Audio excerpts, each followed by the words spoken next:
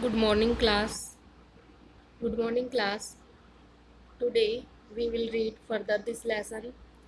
Our today's topic is Majoritarianism in Sri Lanka. Sri Lanka में बहुसंख्यकवाद. Sri Lanka emerged as an independent country in 1948.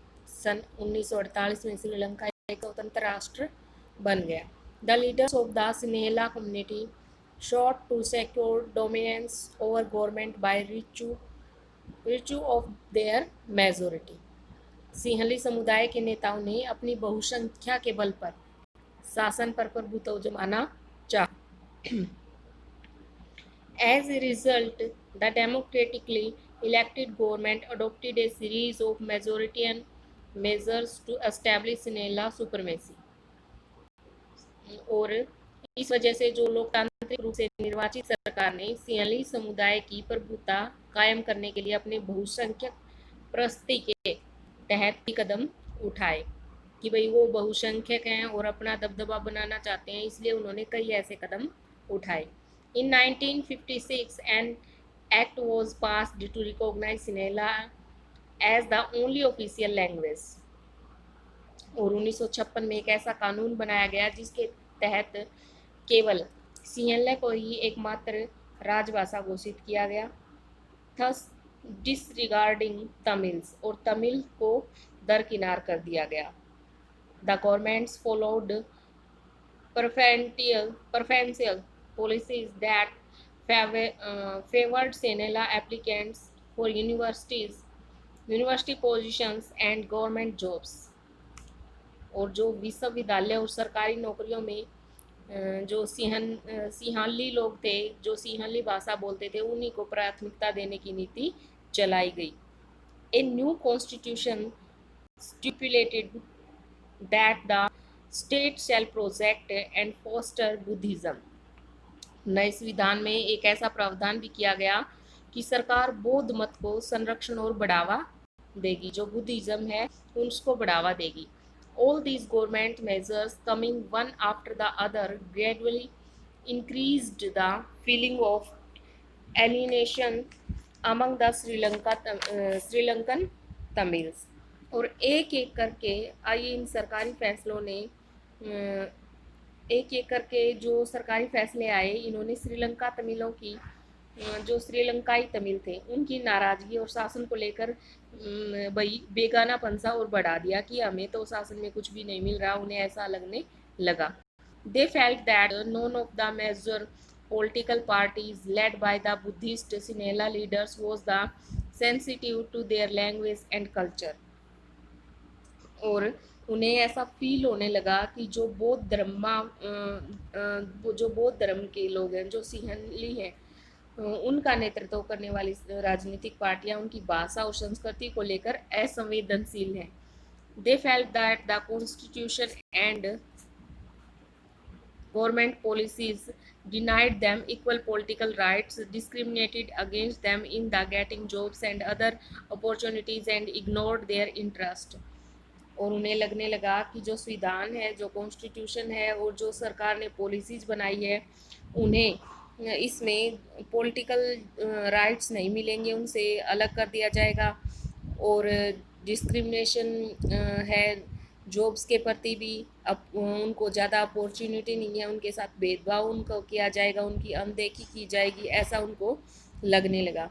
और इसके परिणाम स्वरूप the relation between the Sinhala and Tamil, जो relation थे, जो उनके बीच में संबंध थे सिनेला और तमिल के बीच में, कम्युनिटीज ट्रेंड ओवर टाइम, वो क्या हो गए, वो बिगड़ते ही चले गए. The Sri Lankan Tamils launched parties and struggles for the recognition of Tamil as an official language for regional autonomy and equally of the opportunity in securing education and jobs. जो श्रीलंकाई तमिल थे उन्होंने अपनी राजनीतिक पार्टियां बनाई अलग से और तमिल को राजभाषा बनाने और जो उनकी क्षेत्रीय स्वायत्ता थी उसको हासिल करने और शिक्षा और रोजगार में समान अवसर की मांग को लेकर संघर्ष जारी किया. But their demand for more autonomy to province populated by the Tamils was repeatedly denied, लेकिन जो उनकी आबादी वाले इलाके थे उनमें उनकी जो स्वायत्ता की उनकी मांगें थी उनको लगातार नकारा जा रहा था, उनकी मांगें नहीं मानी जा रही थी। बाय 1980 1980 के दशक में several political organizations were formed demanding an independent Tamil Elam in northern and eastern parts of the Sri Lanka। 1980 में एस्टर्न, इन्होंने बताया है एस्टर्न नॉर्थन, उत्तर पूर्वी जो श्रीलंका था उसमें स्वतंत्र तमिल यानी कि इलम जिसको बोला गया ऐसी सरकार बनाने की मांग को लेकर अनेक राजनीतिक संगठन बनाए सामने आए। The distrust between the two communities turned into widespread conflict। जो ये टकराव था दोनों पक्षों के बीच, जो ये टकराव था आपसी अविश्वास ने जो अविश्वास के कारण एक बड़ा रूप धारण कर लिया इस संघर्ष ने। It soon turn into a civil war, और जल्दी ही एक गृह युद्ध में तब्दील हो गया। As a result thousands of people of both the communities have been killed, और इसका परिणाम ये निकला कि हजारों लोग मारे जा चुके थे दोनों ही पक्षों से। Many families were forced to leave the country as refugees and many more lost their livelihoods। और ज़्यादातर जो लोग थे उनकी रोजी रोटी क्या हो गई थी, चली गई थी, और कई जो फैमिली थी वो अपने देश से भागकर दूसरे देशों में चली गई थी, वहाँ शरणार्थी बन गई थी। You have read chapter first of economic text book class 10th। आपने जो इकोनॉमिक्स का हमने चैप्टर पढ़ा था क्लास 10th का first, about Sri Lanka excellent records of economic development, जिसमें श्रीलंका का आर्थिक विकास में बहुत ही अच्छा प्रदर्शन दिखाया गया है, एजुकेशन में भी और हेल्थ में भी। But the civil war has caused a terrible setback to the social culture and economic life of the country.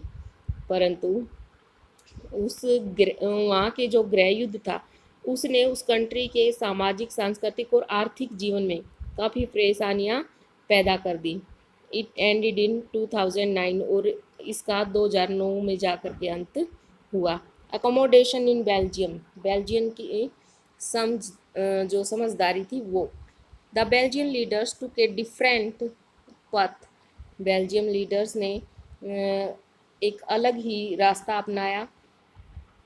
They recognise the existence of regional difference and culture diversity, उन्होंने जो अक्षेत्रीय अंतर थे और जो सांस्कृतिक विविधता थी उसको स्वीकार किया। Between 1970 and 1993 they amended their constitution 4 times so as to work out an arrangements। 1970 और 1993 के बीच उन्होंने अपने संविधान में अलग अलग 4 संशोधन करने के लिए, इस बात के लिए किसी देश में रहने वाले किसी भी आदमी को बेगानापन का एहसास ना हो, इस प्रकार के अरेंजमेंट्स कीजिए। Would enable everyone to live together within the same country, कि सभी आराम से रह सकें एक ही कंट्री में। The arrangements they worked out is different from any other country and is very innovative. और जो ये उनकी एक प्रकार की व्यवस्था थी वो क्या थी, बाकी अन्य देशों से अलग थी। बाकी किसी भी देश में ऐसा नहीं देखा गया जैसा उन्होंने जो ये व्यवस्था थी वो की, अरेंजमेंट्स जो किए। Here are some of the elements of the Belgium model, यहाँ बेल्जियम मॉडल की कुछ मुख्य बातें इस प्रकार हैं। Constitution prescribe that the number of Dutch and French speaking ministers shall be equal in the central government. संविधान में इस बात का स्पष्ट प्रावधान है कि केंद्रीय सरकार में डच और फ्रेंच भाषी मंत्रियों की संख्या समान रहेगी।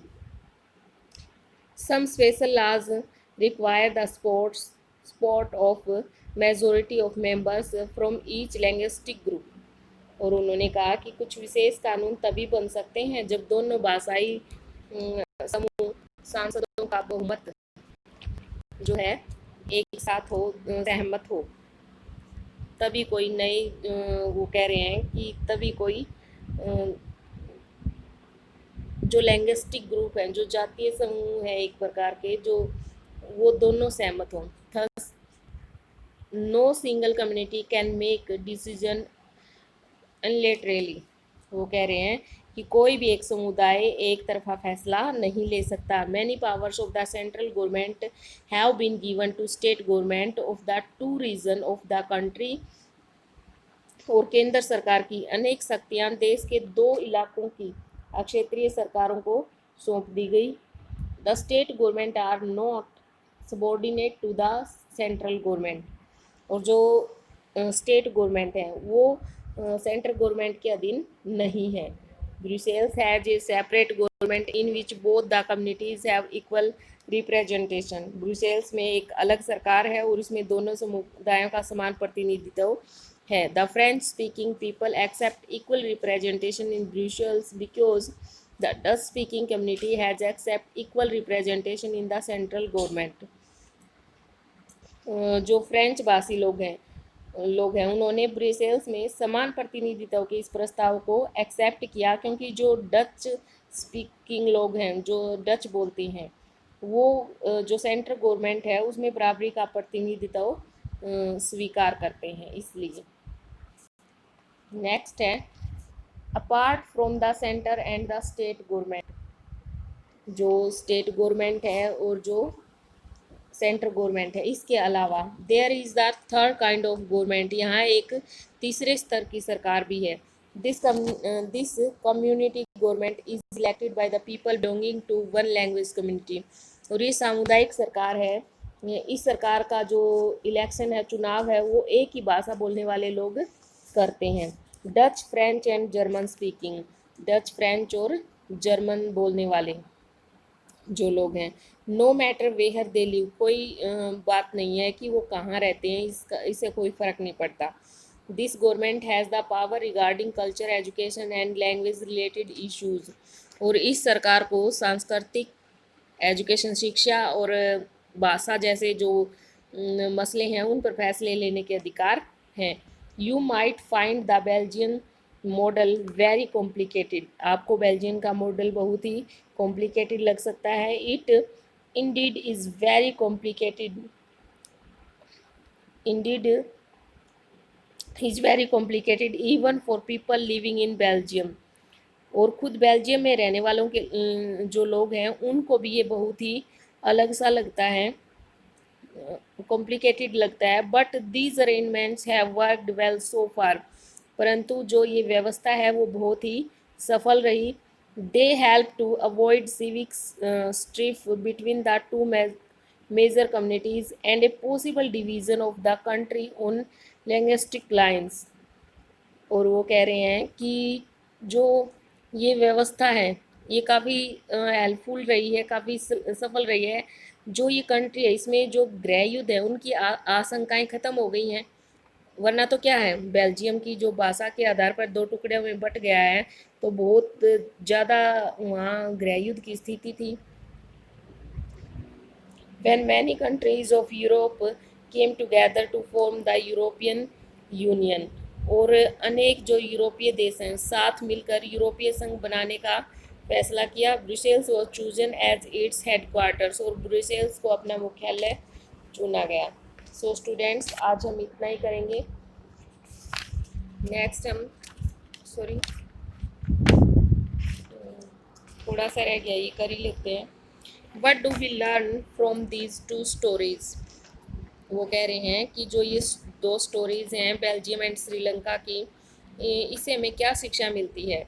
बोथ आर डेमोक्रेसीज, दोनों क्या हैं, लोकतांत्रिक हैं। Yet they dealt with the question of power sharing differently, परंतु फिर भी इनमें जो पावर शेयरिंग है उनको अलग अलग ढंग से निपटाने की इन्होंने कोशिश की है। इन बेल्जियम में the leaders have realised that the unity of the country is possible only by respecting the feelings and interest of different communities।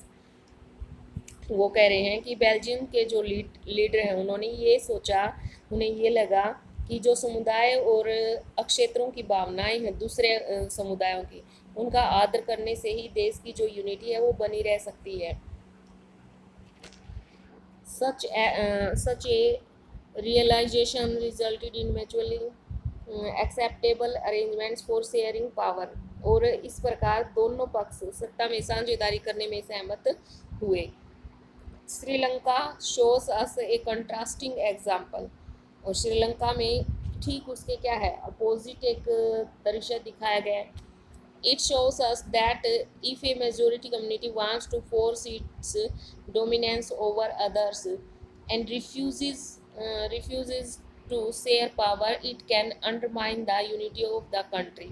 और इसमें ये दिखाया गया है कि जो मेजोरिटी समुदाय है वो दूसरों पर अपना अधिकार जमा सकता है और सत्ता में उनको हिस्सेदार न बनने का फैसला कर सकता है, तो इस देश की जो यूनिटी है वो क्या हो जाएगी, खतरे में पड़ जाएगी। कल हमारा नेक्स्ट पॉइंट है वो कल करेंगे हम, आज हम इतना ही करेंगे। आप साथ साथ अपने नोट्स तैयार करते रहिए। Thank you, have a nice day.